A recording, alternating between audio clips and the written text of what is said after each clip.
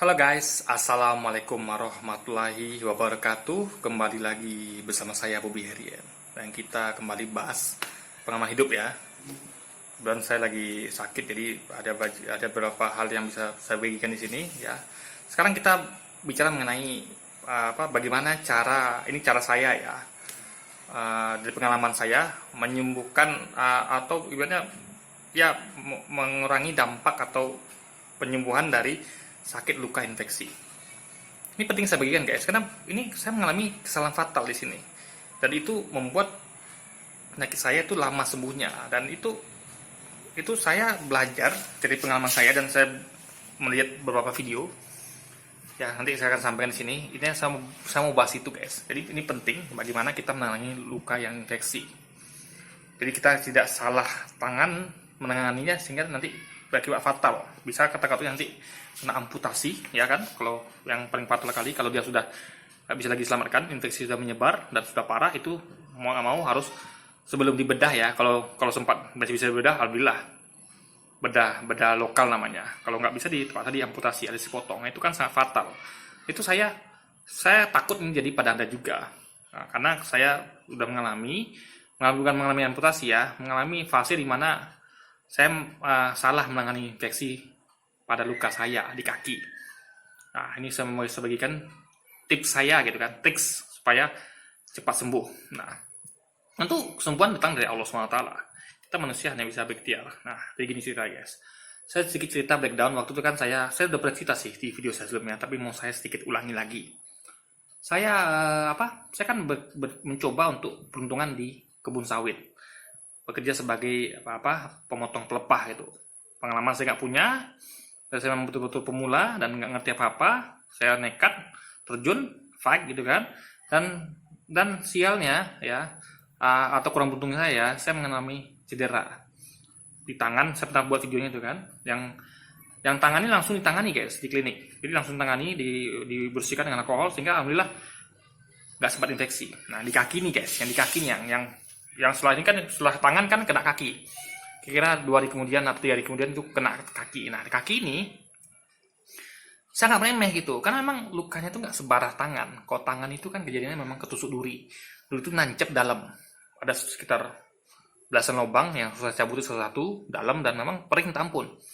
Kalau kaki itu nggak separah itu. Nah waktu itu saya memang nggak remeh guys, dan memang tidak ada apa-apa terjadi, hanya luka goresan saja kena pelepah sawit. Karena waktu itu memang saya melihat teman ya, itu rata-rata nggak pakai sepatu, kerjanya memang pakai sendal aja. Nah, saya ikutan pula gitu kan. Padahal posisi saya itu posisi yang berbahaya, karena saya kan kebagian yang menyusun pelepah, sehingga saya rentan untuk bersinggungan dengan pelepah, karena saya mengangkat dan meletakkan pelepah. Teman saya kan dia bagian narik pelepah putus, jadi dia tuh kemungkinan untuk tertendang atau tersangkut pelepah lebih kecil. Nah, jadi ya saya kena sedikit saya ada goresan di kaki, kena pelepah sawit, tapi saya waktu nggak ada masalah karena cuman rasa perih sedikit aja, kayak luka biasa guys gitu. Nah, itu kejadian hari Senin pagi. Nah, saya biarkan, bahkan saya masih bisa jalan-jalan, masih bisa lari malah kan. Saya mandi, memang mandinya memang di situ mau maklum, namanya area kebun sawit, airnya nggak bersih guys. Airnya kuning gitu, nggak bisa untuk minum. Untuk mandi bisa lah kan, walaupun sebenarnya menurut saya kurang, nggak kayak air kita yang air sumur atau air ledeng guys. Jadi airnya tuh betul-betul kuning gitu. Ya kalau Anda orang yang nggak biasa hidup jorok, mungkin bagiannya itu jorok gitu. Menurut saya itulah yang ada di situ yang bisa kita gunakan. Nah, jadi saya mandi pakai air itu, ya kan, nyuci kaki pakai air itu dan segala macamnya, mandi juga.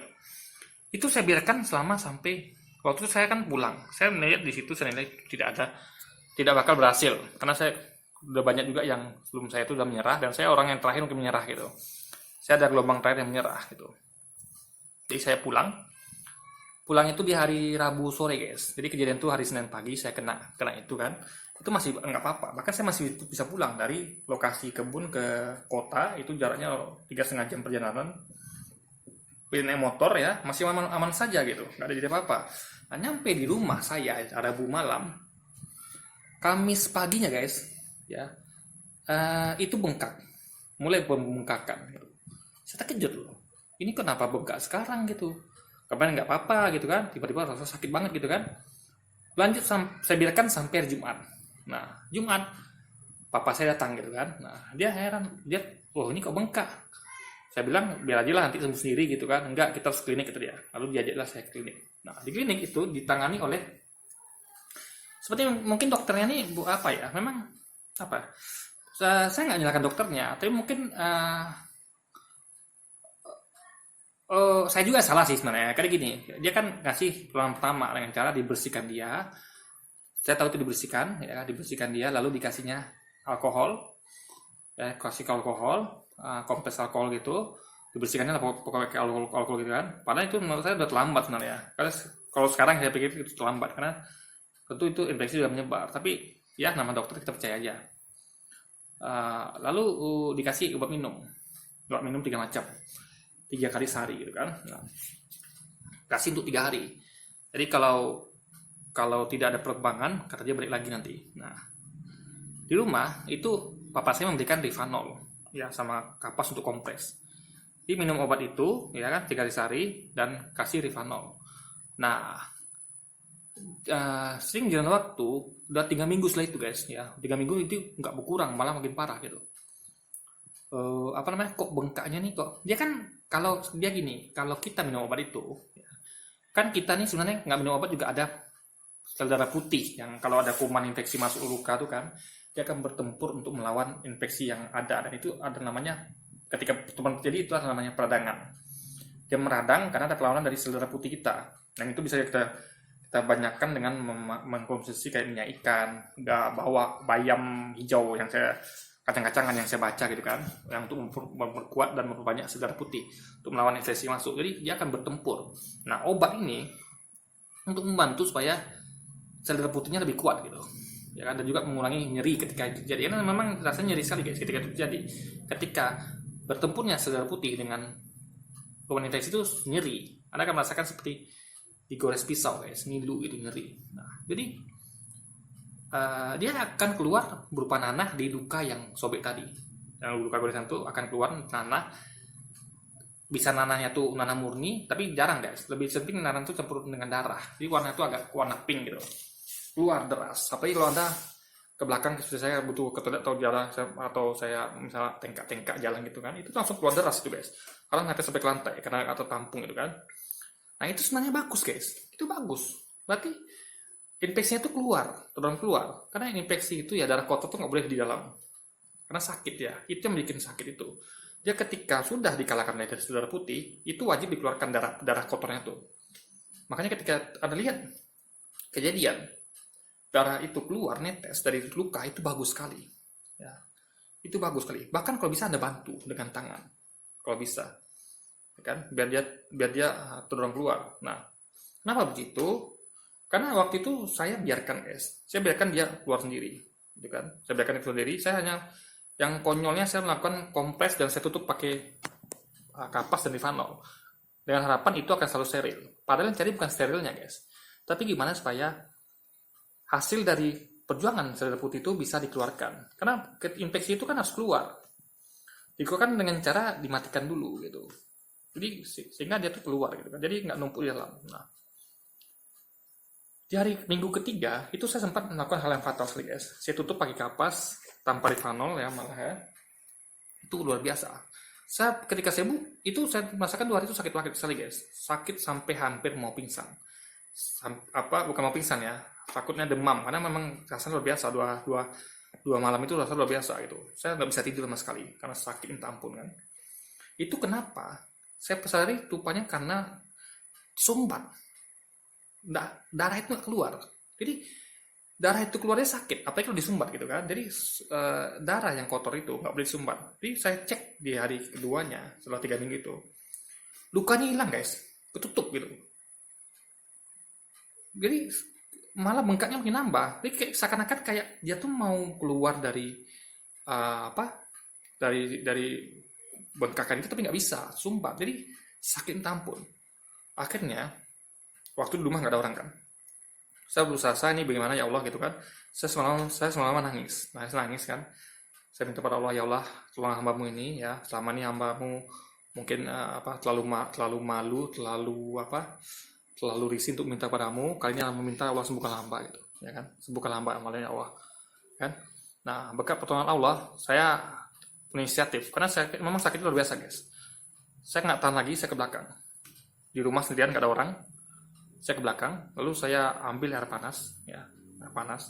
Saya masak air panas, ya, dengan sakit luar biasa, saya duduk di lantai. Air panas mendidih, saya ambil kain, saya tekan, saya kasih air panas itu yang mendidih itu, saya tekan ke tempat ini kan sebenarnya kan yang ini sudah saya kapas-kapas nempel. Rupanya kapas itu, guys, masuk ke dalam nutup luka itu, guys. Jadi memang luar biasa perjuangannya, memang sakit sekali. Jadi memang saya sudah gesek-gesek pakai Rivanol, ya, dengan kain biar kapasnya itu keluar. Jadi luar biasa. Tapi lukanya masih nutup, guys. Jadi nggak bisa terbuka. Makanya solusi akhir saya tuh ke belakang ambil air panas. Saya tekan itu kain yang sudah saya celupkan dengan panas, betul-betul panas sendiri. Saya tekan itu, walaupun sakit rasa terbakar, tapi nggak habis saya gesek-gesek, guys, saya berusaha supaya lukanya timbul lagi, terbuka lagi, menganga. Meskipun padahal lukanya tuh bagus, kan lukanya panjang goresan. Nah, kan ini tutup total, saya cuma dapat satu titik lubang. Alhamdulillah itu terjadi. Terbentuklah satu lubang, terbuka satu lubang kecil, dapat pengeluaran, ibaratnya kan. Alhamdulillah, ya, ada tempat pengeluaran walaupun cuma kecil. Karena memang itu menyobeknya sakit sekali, guys. Karena saya mungkin pakai pisau. Karena ini saya lakukan ya setelah saya melihat video sebelumnya. Saya sebelumnya nonton video ketika lagi sakit itu kan, saya tuh rupanya metodenya adalah dengan cara bedah. Jadi ada pasien datang ke rumah sakit, ya kan, dia kena kayak saya juga, tapi kena di telapaknya ini yang membengkak gitu. Apa yang dilakukan dokter? Dia nggak seperti yang dilakukan oleh klinik tadi. Dia langsung melakukan aksi tuntas. Dia bius lokal 4 titik gitu kan, kelilingnya, biar nggak terasa sakit. Lalu dia sobek itu luka, guys. Dia sobek, bukan sobek luka ya, sobek bengkakannya sehingga timbul lubang supaya dia bisa keluarkan itu isi dalamnya. Anda bayangkan, dikeluarkan semua, guys. Jadi cukup banyak luka sobekan. Jadi yang kalau kita nontonnya mungkin ngeri gitu kan. Saya nontonnya agak ngeri. Dan orang itu pasti kalau nggak dibius sakit minta ampun, guys. Ya, saya aja merasakan sakit gitu kan. Meskipun cuma dibuka luka gitu kan, apalagi dia yang disayat gitu, guys. Nah, jadi dikeluarkan betul semua cairannya, ya kan, tuntas, disebarkan alkohol, baru bapak tuh tinggal menunggu kesembuhan. Jadi langsung isinya kosong semua, bengkak-bengkaknya udah nggak ada lagi, semua yang cairan tuh keluar gitu. Nah, berbekal dari video itu, saya nekat malam itu ya, karena saya sudah lost hope, udah desperate. Saya hanya bergantung pada Allah, ya Allah, rasa sakit ini, ya kan, yang mau saya kasih air panas ini untuk buka luka. Ya, Anda bayangkan lagi nyeri gitu, atau luka harus dibuka. Saya harus ambil opsi ini, karena toh sakitnya nggak lebih parah daripada sakit nyeri yang 2 hari setan ini, guys, sumbat gitu. Akhirnya saya nekat, saya ambil air panas dengan kain, saya tekan di bagian yang kira-kira yang luka yang nutup itu, saya tekan dengan keras dengan rasa panas yang luar biasa sampai saya gosok-gosok sehingga biar timbul luka lagi, luka baru. Akhirnya alhamdulillah ya, Allah kasih pertolongan, terbuka lubang kecil, guys, tepat keluarnya cairan infeksi nanah yang sudah busuk tadi, guys. Akhirnya muncrat, alhamdulillah. Lalu muncrat itu saya tekan sekuat tenaga, walaupun sakit, tapi lebih sakit sumbat kan. Saya paksa, saya tekan, saya urut supaya keluar. Jadi keluarlah cairan itu dari lubang satu itu yang kecil itu, guys. Alhamdulillah, ada tempat pengeluaran. Saya tekan terus gitu kan. Saya tekan terus. Dan posisi lubangnya kan tentu satu arah, sehingga kita nekan satu arah gitu. Lubangnya ini enggak, dia bukan lubang cipta tuh, guys, bukan lubang yang ngadap ke atas. Sehingga kalau kita tekan dari segala sisi dia keluarnya satu tempat, tidak, tapi dia lubang ini yang terjadi itu yang bisa saya buka lagi itu adalah ngadap ke satu arah. Jadi saya harus arahkan kaki saya karena itu.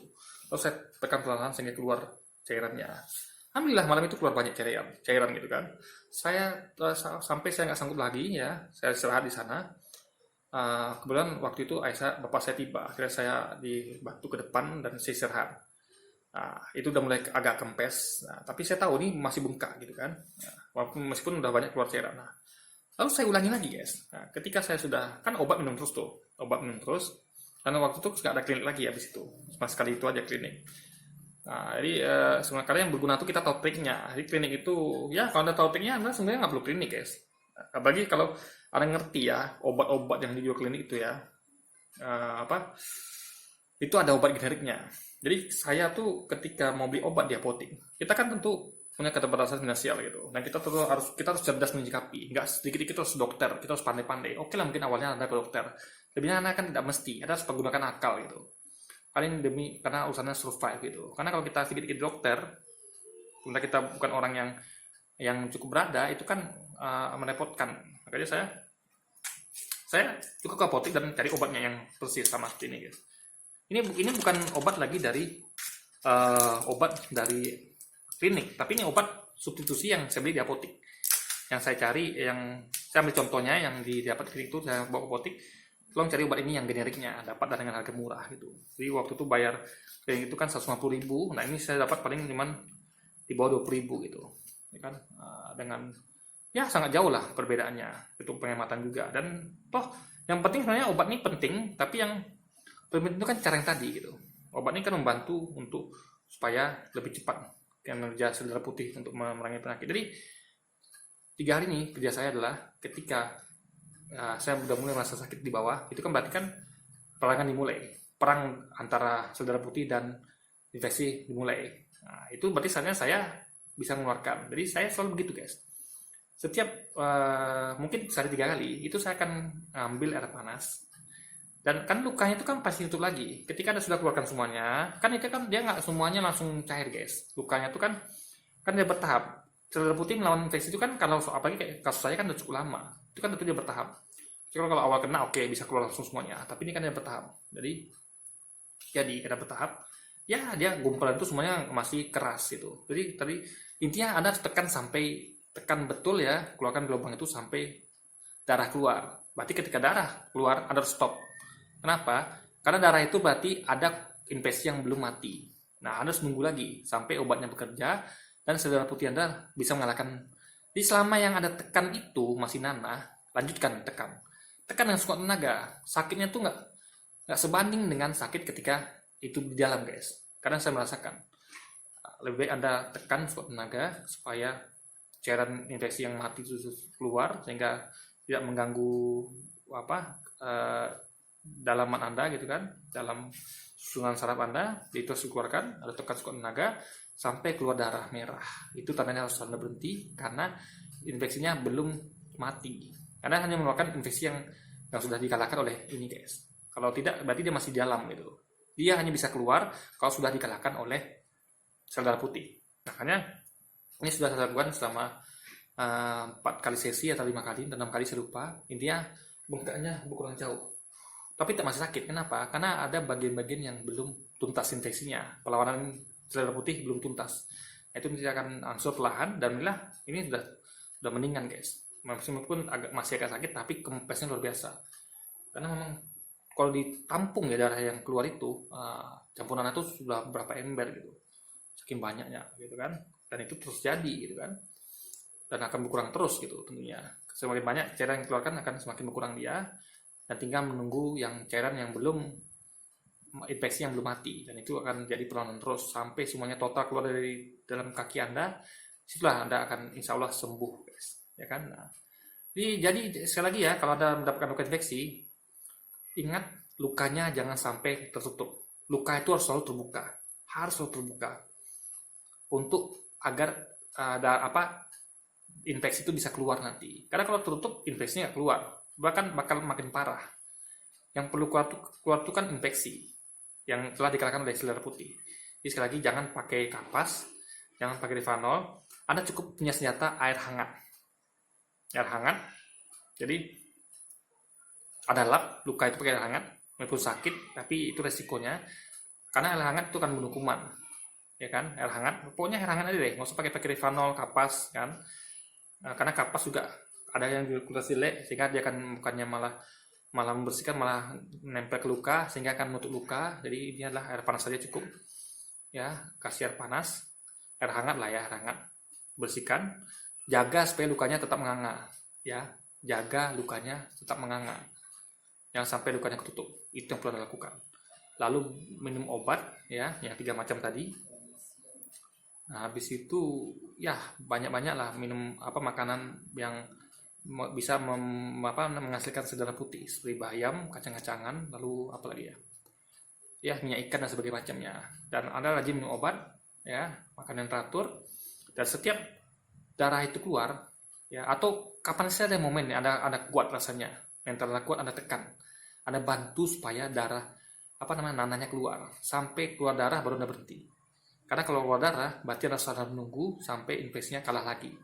Oke guys, jadi mungkin ya itu aja video singkat dari saya. Ini penting dibagikan guys, tolong bagikan pada yang lain agar tidak mengalami nasib saya yang lama sembuhnya 2-3 minggu tidak ada perubahan, baru ada perubahan 2 hari ini setelah saya melakukan metode yang saya lakukan tadi, ya kan. Alhamdulillah Allah kasih jalan setelah saya minta kepadanya semalam itu, ya, saya minta padanya Allah bantu saya, Allah bantu dengan memberikan saya hidayah, begini caranya gitu. Dan alhamdulillah berhasil, kan, kempesnya berkurang jauh, dan ini insya Allah ini beberapa hari sembuh guys, dan saya bisa kembali beraktivitas seperti biasa, dan juga mungkin juga berkat doa dari Anda semua nantinya. Oke guys, jadi mungkin sekian dulu video saya kali ini, sampai jumpa lagi di video-video selanjutnya. Wassalamualaikum warahmatullahi wabarakatuh.